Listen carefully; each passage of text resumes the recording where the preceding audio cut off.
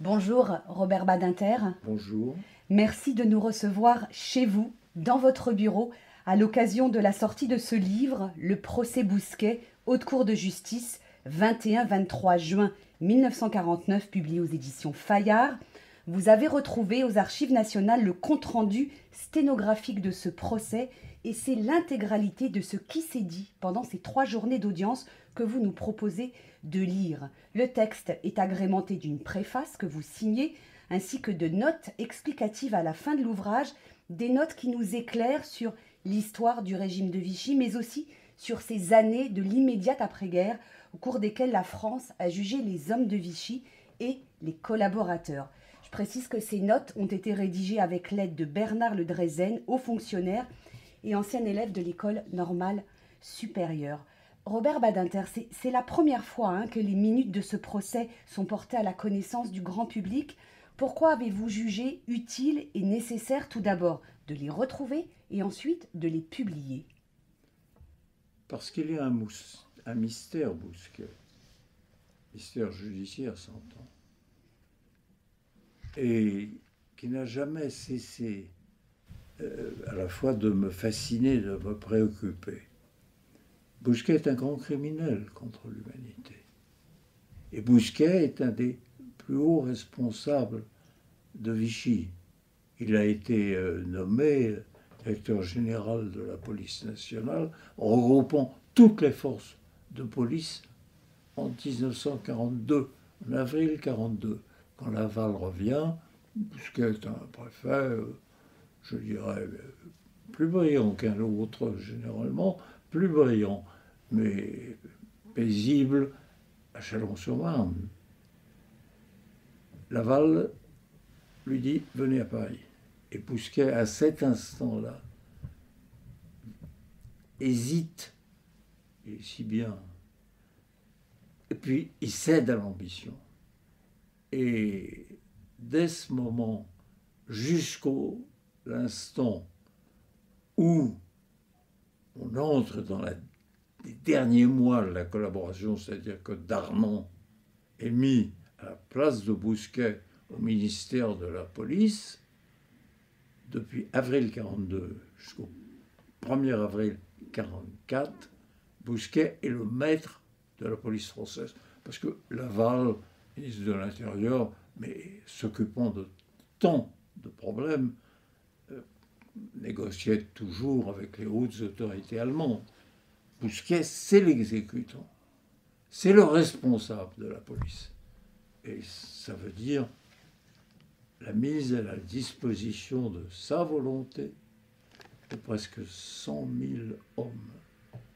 Et la seule force armée qui existait à ce moment-là, dans le cadre de ce qu'était la France dite non occupée, la France de Vichy. Et puis ensuite, la collaboration extrême avec les autorités allemandes. Alors ce que vous nous dites, Robert Badinter, nous le savons aujourd'hui. Bousquet est le principal organisateur, ordonnateur des arrestations de juifs et de la rafle du Veldiv. Il n'est pas que ça, mais il est, pour nous, aujourd'hui, surtout ça. Et pourtant, de ce procès, tenu en 1949, il est sorti quasiment acquitté et même auréolé d'un brevet de résistance à l'issue de ces audiences qui se sont tenues devant la Haute Cour de justice. C'est ce qu'on appelle une juridiction d'exception.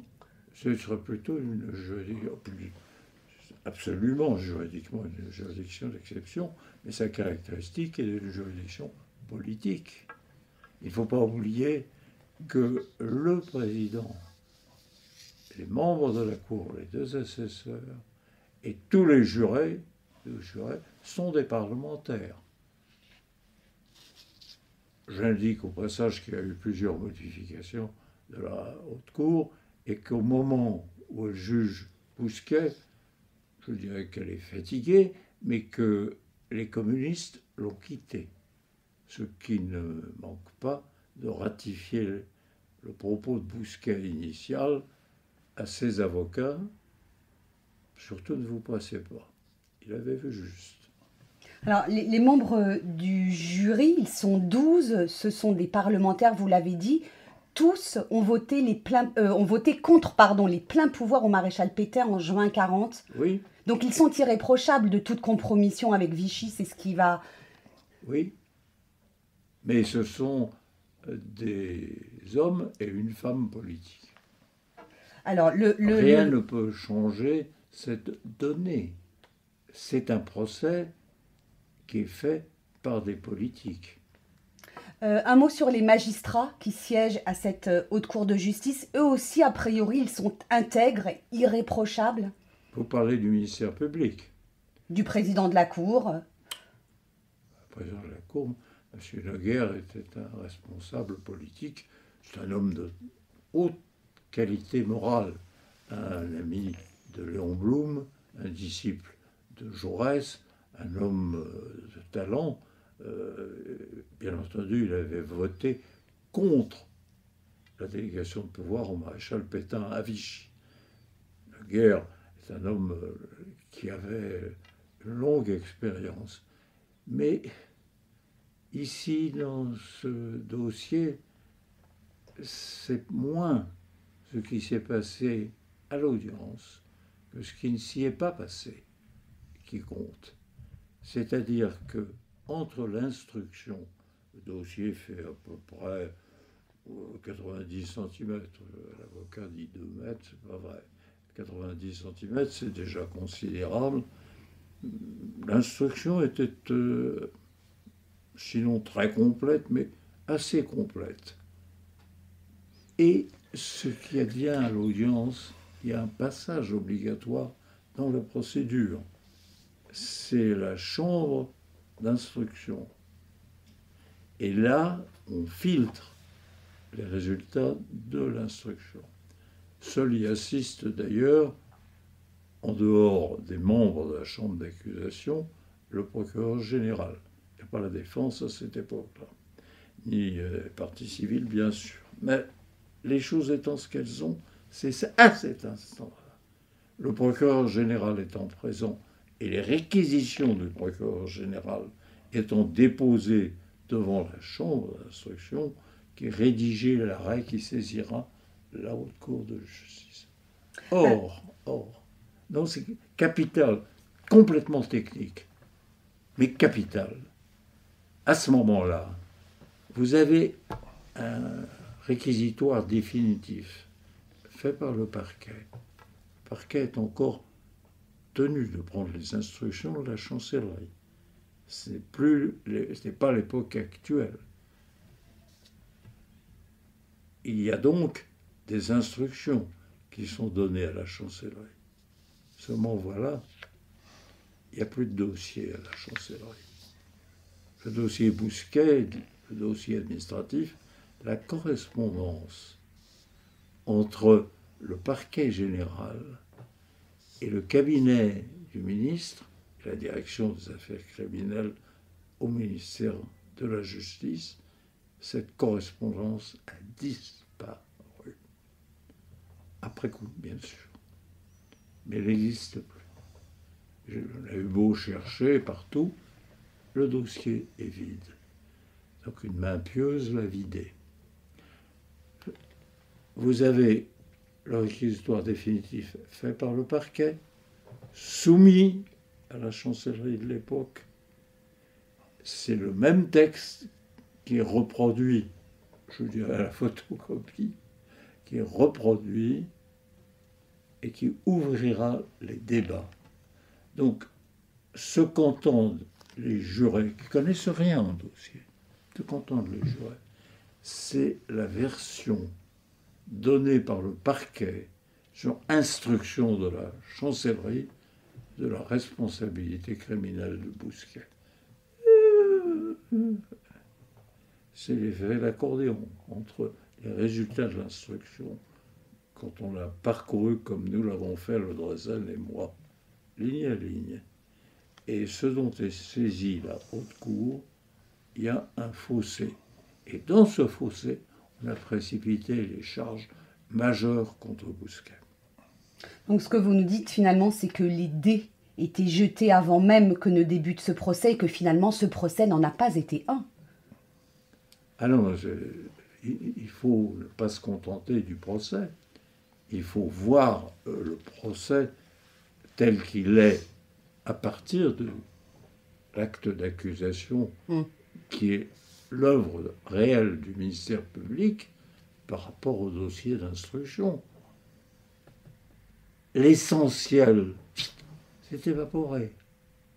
Non pas que les pièces aient été détruites, mais ce n'est pas retenu. Les jurés, ils ne connaissent pas, eux, le dossier d'instruction, à l'époque et maintenant.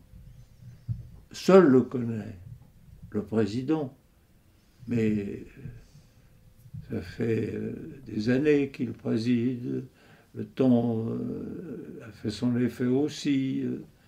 Je ne dis pas qu'il n'ait pas travaillé, il a travaillé sûrement.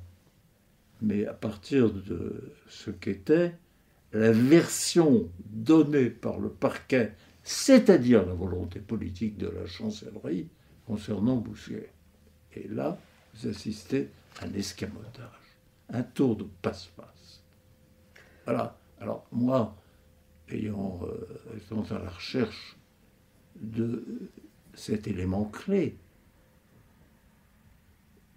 je ne peux que dire, des années de recherche ont échoué, mais j'ai jugé bon, grâce au personnel des Archives nationales auquel je rends témoignage et au directeur des Archives nationales, nous sommes tombés, nous avons trouvé cette sténotypie des débats qui est comme le film, l'enregistrement complet, depuis Accusé, levez-vous jusqu'à la haute cour.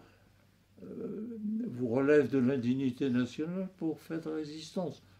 Grâce à la haute cour, Bousquet a été non seulement acquitté, mais il est un des deux à être sorti de la haute cour avec un brevet de résistant. Ce qui est quand même prodigieux. C'est le tour d'escamotage judiciaire le plus saisissant.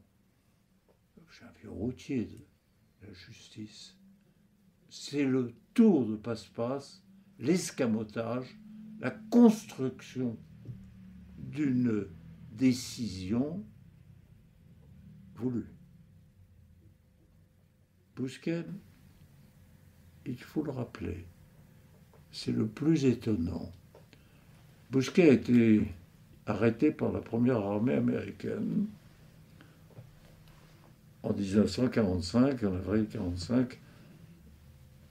Il disait « j'ai été déporté ».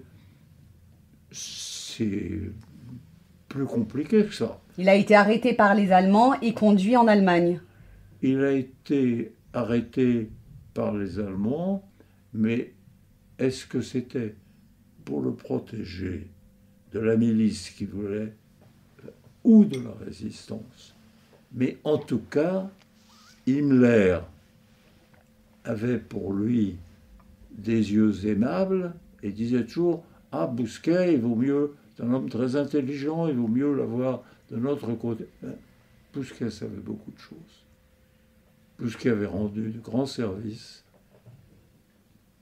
Il a été placé où en lieu sûr, mais quand il dit dans son procès « j'ai été déporté », c'est même pas les conditions de détention des hautes personnalités politiques à côté du camp de concentration. C'est pas ça. C'est la villa où était placé Ciano, au bord du lac, avec femmes, enfants et tout le confort, mais aussi la surveillance étroite qui s'exerçait sur lui. Arrivent les Américains. Il est entendu par la CIA. Je trouve que c'est un homme à la fois tout à fait averti et très remarquable. Donc il lui propose, vous venez en Amérique, on vous donne une identité nouvelle, vous, votre famille, vous disparaissez. Et Bousquet répond, ce qui est inouï, non, moi je veux te juger. Il est en Allemagne. Il sait que l'heure de ses adversaires est venue. Et il dit, moi, je veux rentrer en France et être jugé. Et quand il arrive à Paris, il est immédiatement envoyé au palais qui à ce moment-là siégeait, s'agissant de la haute cour, à la Chambre des députés, et est assis dans le couloir, entre deux gardiens.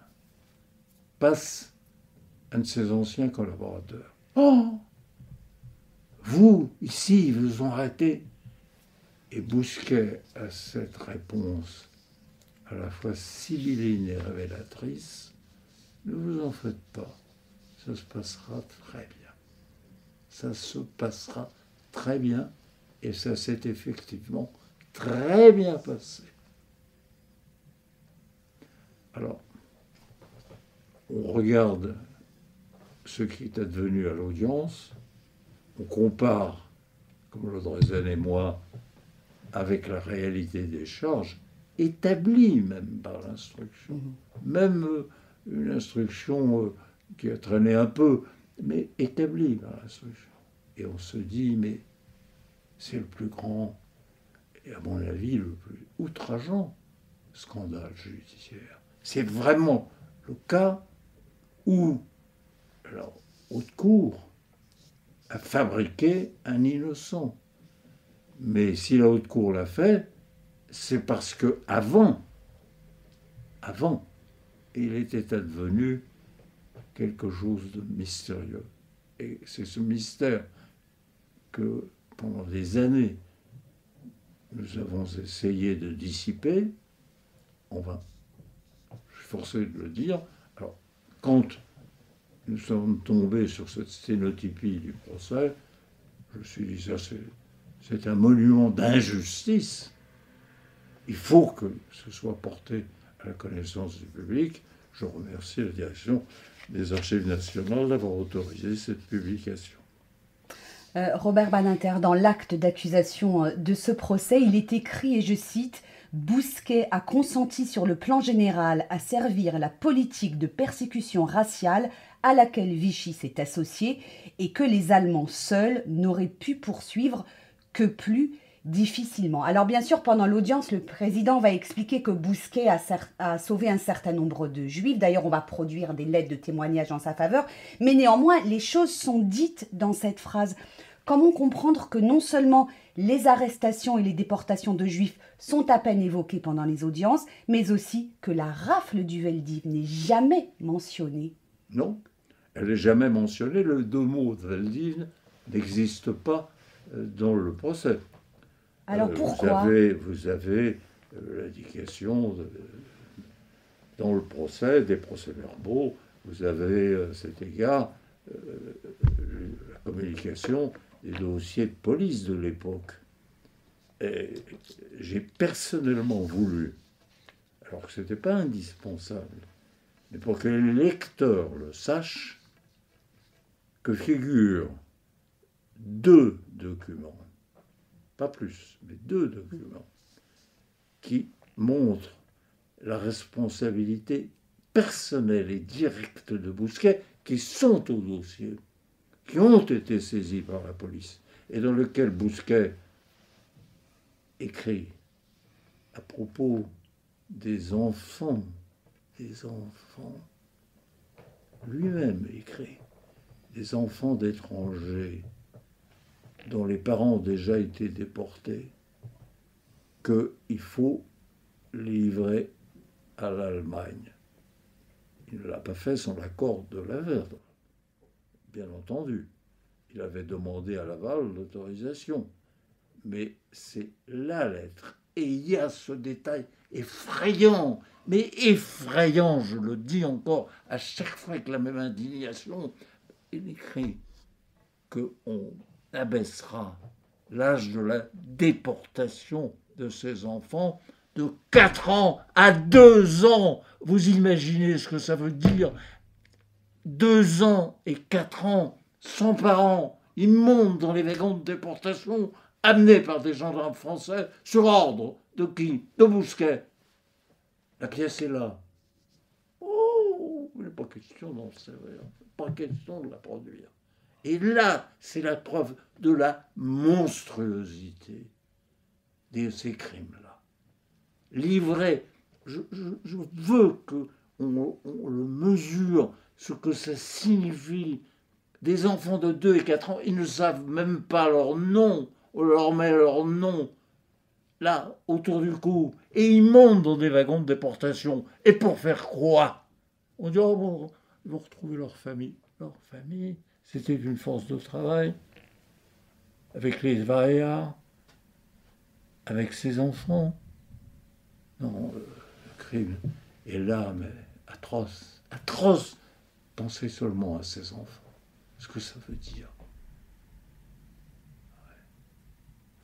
Cette pièce n'a pas été du tout mentionnée au dossier. Elle avait, entre-temps, figuré au dossier d'instruction, mais ça ne l'a pas jusqu'à l'audience. C'est quand même la charge. Et même chose, il y a une perquisition et une arrestation à l'hôpital Rothschild de grands vieillards, d'infirmes, qu'on force à s'habiller, qu'on emmène, qu'on jette dans des camions, et de là, dans des wagons, et la déportation, et tout ça, c'est l'œuvre de qui? De Bousquet? Pas un mot, surtout pas un mot. Alors les lettres, oui, bien sûr, tout collaborateur avait ses juifs. Et les juifs, plus heureux que les autres, avaient des amis en haut lieu. Mais qui témoigne ensuite que Bousquet était tout à fait convenable, bien sûr. Mais les enfants qui sont montés dans le wagon de déportation, personne ne les a jamais entendus. René Bousquet, il a sa ligne de défense qui est tout à fait étonnante pour nous quand on le lit aujourd'hui avec les reculs. En 2022, il se présente comme un républicain qui a défendu les valeurs de la République jusqu'au bout. C'est pour ça, dit-il, qu'il n'a pas démissionné. Il a sauvé des résistants. Il a sauvé des juifs. Mais c'est absolument certain. Chacun d'entre eux avait ses juifs. Et ses résistants. Et des résistants. Mm. Les responsables politiques de Vichy avaient tous des amis. Et ces amis témoignaient. Mais qu'est-ce que ça change? Qu'est-ce que ça change? Le fait que, généralement, c'est à Chalon-sur-Saône, à Chalon-sur-Marne, que ça se passe quand il est préfet, que tel ou tel notable juif de la province ou du département est obtenu de Bousquet, je ne sais quel accommodement, je n'ose dire faveur, qui témoigne ensuite. Qu'est-ce que ça change au regard des crimes contre l'humanité? De la décision prise, alors cette fois-ci, dans la plénitude de ses fonctions, de livrer des enfants à la mort, de livrer des vieillards à la mort, parce qu'ils étaient apatrides. Apatrides, c'est le crime pour Bousquet. Oh, quelle honte. Mais quelle honte. Pendant le procès, sa ligne de défense est de dire justement qu'il a protégé les juifs français en sacrifiant les juifs étrangers ou apatrides. Et vous le rappelez, c'est important de le redire, Vichy n'a pas sauvé les juifs français. Dans la vision hérénique, pas historique, pas la réalité historique, ah, c'est le choix de Sophie. Qu'est-ce qu'il faut faire? Se dire, en sauver les Français juifs, après tout en livrant ceux qui sont allemands ou d'Europe centrale à leur bourreau, le premier devoir de l'homme d'État français, c'est de sauver les citoyens français. Donc c'est le choix de Sophie. Mais quelle douleur! Rien du tout. Rien du tout. Ou plutôt, le nombre de juifs français qui ont échappé à l'arrestation et à la déportation est sensiblement moins élevé proportionnellement que le nombre de juifs étrangers. Mais on oublie une donnée majeure, mais majeure. Les juifs étrangers, j'en sais quelque chose, les juifs étrangers, ils parlaient tous avec l'accent yiddish. Moi, mon enfance, elle est baignée de cet accent. Et quand vous enliez dans un magasin et que vous parliez avec l'accent yiddish, croyez-moi, le commerçant savait qui vous étiez. Mais ce qui est pire, qu'on a oublié, c'est que Vichy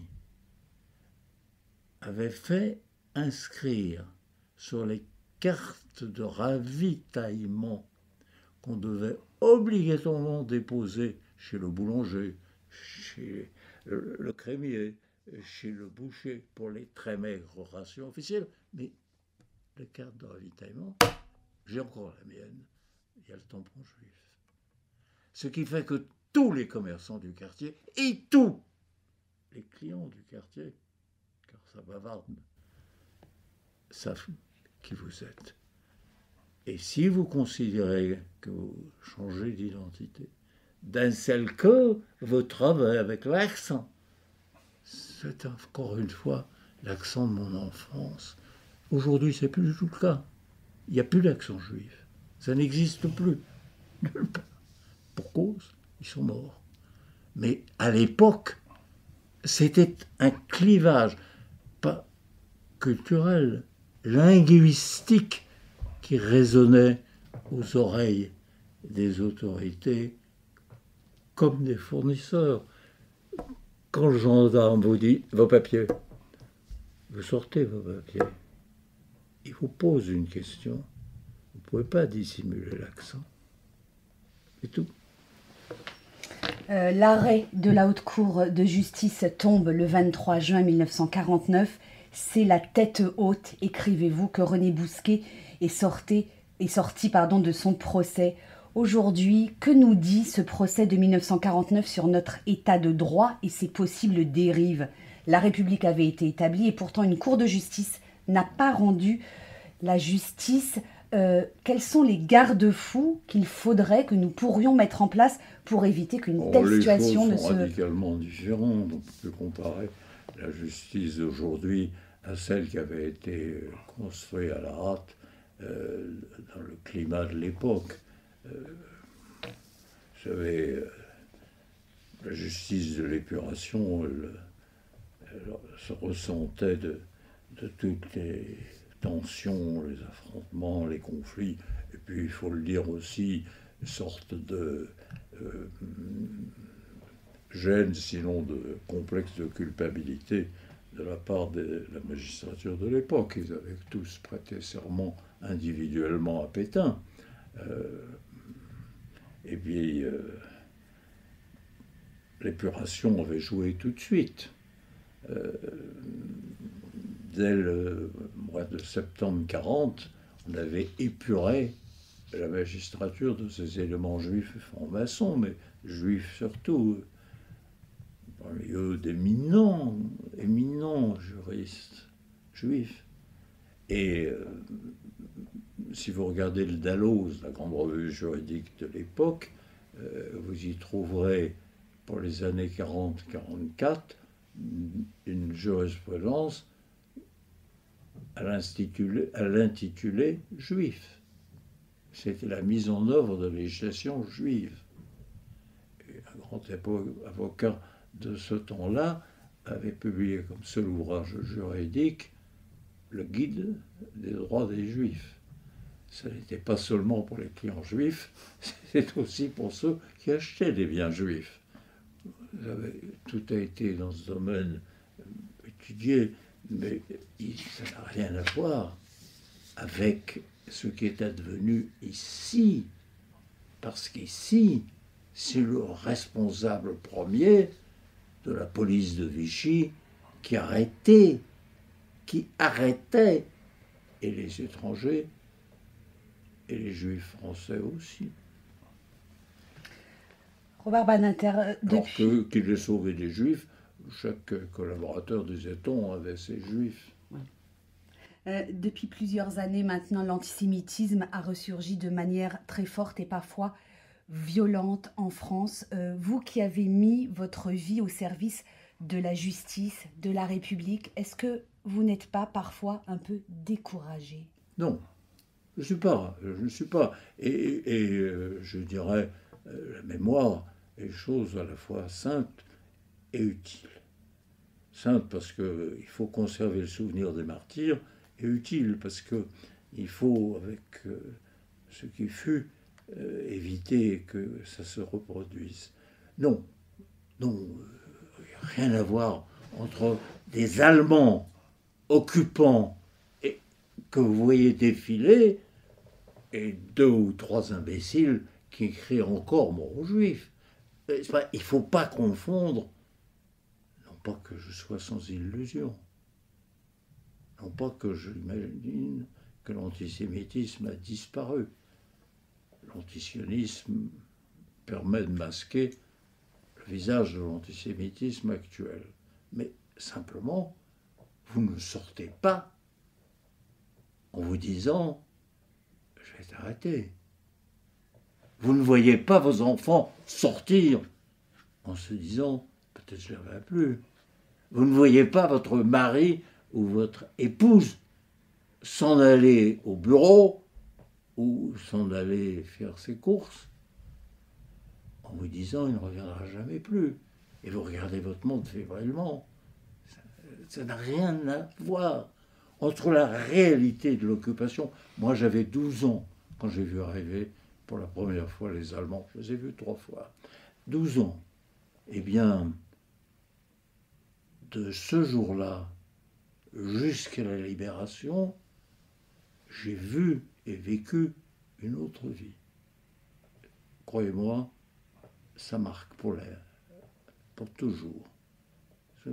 Quand on est adolescent, on vieillit très vite à cette époque-là. Nous arrivons au terme de cet entretien. Nous sommes ici dans votre bureau. Autour de vous, sur les murs, on peut voir le texte de loi de l'abolition de la peine de mort, dont vous êtes l'auteur, le portrait d'un prix Nobel de la paix, mais aussi ce tableau qui vous vient de votre famille, où l'on peut voir des rabbins en train de discuter. Est-ce que tout cet environnement, tout ceci décrit l'homme que vous êtes, un républicain qui s'est battu toute sa vie pour la justice et la paix, mais aussi un juif humaniste, universaliste? En témoignage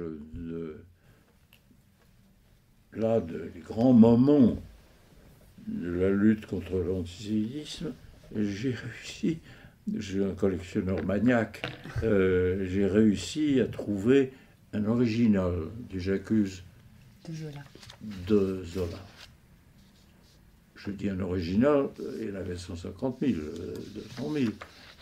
Mais le papier journal, ça ne résiste pas autant. Celui-là, je l'ai trouvé enfin. C'est vrai que nous sommes le peuple de la mémoire, et que la mémoire est pour nous infiniment précieuse et importante, parce que s'y inscrivent le nom des disparus. Et c'est vrai que les Juifs, je pense, ont culturellement, le sens de la mémoire. Vous avez aussi ici une cuillère qui m'a été donnée lorsque j'ai vu pour la première fois Auschwitz à une époque où personne ne s'y rendait. Et pour cause, c'était 1955-56. Et le conservateur, il n'y avait même pas le mot de juif, il y avait le mot juif par hasard qui figurait. Et visitant là ce lieu, je voulais dire absolument le Kaddish à l'entrée de la chambre à gaz, eh bien là, mon pied a heurté cette cuillère, et le conservateur polonais, très content d'avoir un visiteur, s'est penché, regardez, et m'a dit ça c'est une cuillère venant des Juifs de l'été 44, les Juifs hongrois. Je vous la donne. Je dis non, pas me la donner. C'est sacré, ça appartient Mettez-la dans votre... Ah non, non. Non, vous savez, il a eu ce mot terrible. On en a tant. Alors j'ai dit, bon, alors, j'accepte. Et je l'ai emmené avec moi, il y avait toute la terre et la boue était tordue, je l'ai posé sur les rayons de la bibliothèque à l'époque. Et puis je suis parti à Londres parce que j'avais un arbitrage.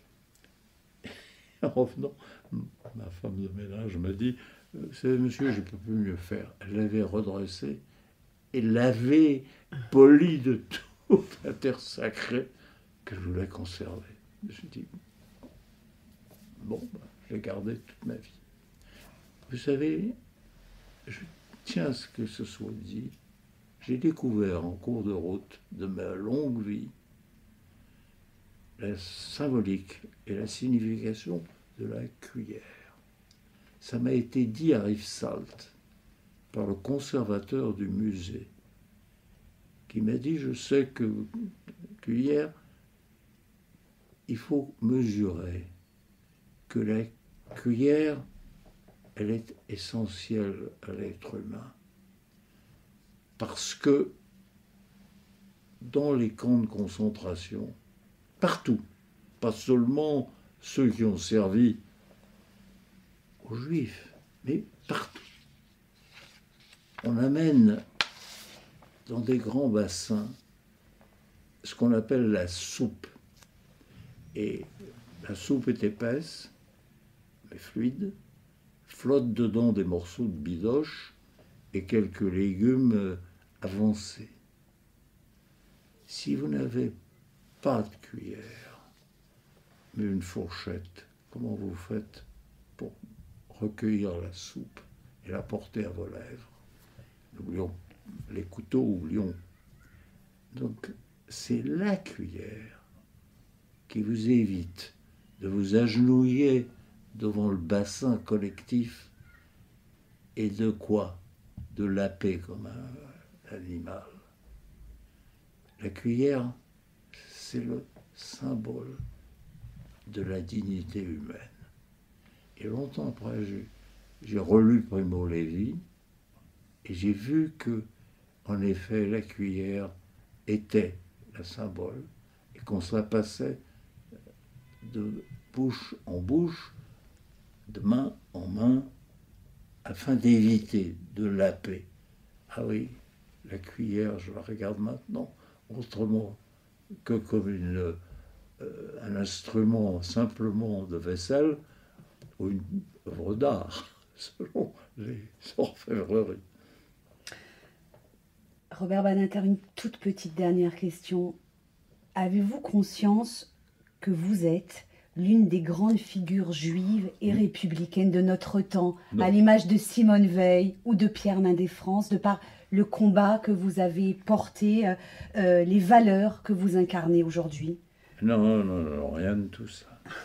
Rien de tout ça, et si je cédais à la vanité, ou... non, ces idées-là, Elisabeth y veillerait. Non. Je suis un témoin, j'ai fait ce que j'ai pu. Vous savez, ces mots disent tout. Faire ce qu'on peut. C'était ce que disait toujours ma mère, n'est-ce pas? Tout juif cite d'abord sa mère. C'est une relation oubliée de notre temps. La mère d'abord. Qui dira réellement le pouvoir des mères? Des mères juives, mais pas que des mères juives. Les mères italiennes, les mères. Quelquefois, là nous sortons du sujet, j'écoute les féministes les plus engagées, celles de l'école californienne, et je me dis, mais elles se veulent avoir été des esclaves. Quiconque a vécu dans une famille juive sait que maman, c'est l'essentiel, c'est l'autorité suprême. Et ce n'est pas que chez les juifs. Que sont les mères devenues? Je pose la question. Mais ce n'est qu'une question, parce que je ne peux pas répondre maintenant. Bon, alors pour en revenir à moi, non. J'ai fait ce que j'ai pu. C'est tout. C'est tout. Ouais. Merci. Voilà. Merci infiniment, Ça Robert va? Badinter, de nous avoir reçus pour RCJ dans votre bureau. Ce livre est à lire, Le procès Bousquet, Haute Cour de justice, 21-23 juin 1949, dont vous signez la préface et les notes, et c'est publié aux éditions Fayard. Merci beaucoup. Merci.